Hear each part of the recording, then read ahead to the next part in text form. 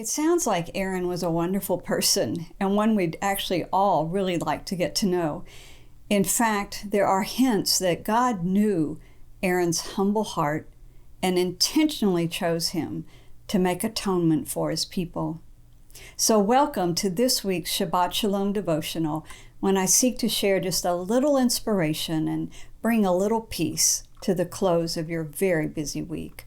This week's Torah portion is found in Exodus 27, verse 20 through 30, verse 10. It's called Tetzaveh, meaning you shall further instruct. So, as I've been reading through Exodus, I've been struck by the many times that it says Moses and Aaron. It says Moses and Aaron did this and Moses and Aaron did that. The phrase Moses and Aaron occurs 27 times in the book of Exodus and 70 times in the entire Old Testament. They were a team throughout the entire Exodus story.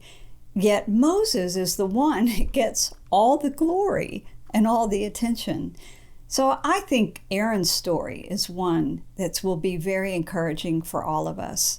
So it begins in Exodus 4, when Moses is balking against his calling and he's arguing back with God that he's not the one to do it. And so God tells him, your brother Aaron is going to come, and when he sees you, he's going to rejoice in his heart.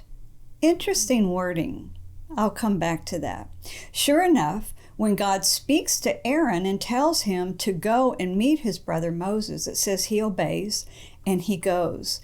And he meets his brother and they sit, and Moses shares with him everything that God had told him to do. And Aaron does not approach Moses with jealousy or resentment, as we've seen in earlier stories in the Old Testament. I mean, Cain and Abel, and Isaac and Ishmael, and Esau and Jacob, and even Joseph's brothers and Joseph. No, Aaron approaches Moses with a humble heart that just wants to serve. And serve, I should say, his younger brother. Sure enough, Aaron is by Moses' side throughout all the confrontations with Pharaoh and the series of plagues that follow and the exodus from Egypt. Now note this, it is his humble and good heart that earns him the place to be high priest.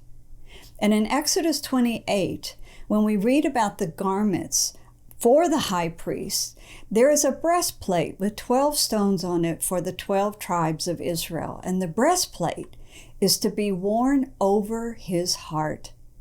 God wanted Aaron's pure heart to be the one to bring the weight of his to bear the weight of his children and to enter the Holy of Holies on their behalf. Well, now next week we're going to read how Aaron actually fails God and makes the golden calf and leads the children of Israel into idolatry. But God knew Aaron's heart, and he is forgiven, and he is restored to the calling of the high priesthood, because God loves a humble heart. Psalm 25, verse 9 says, the humble he guides in justice, and the humble he teaches his way. With that, I wish you Shabbat Shalom.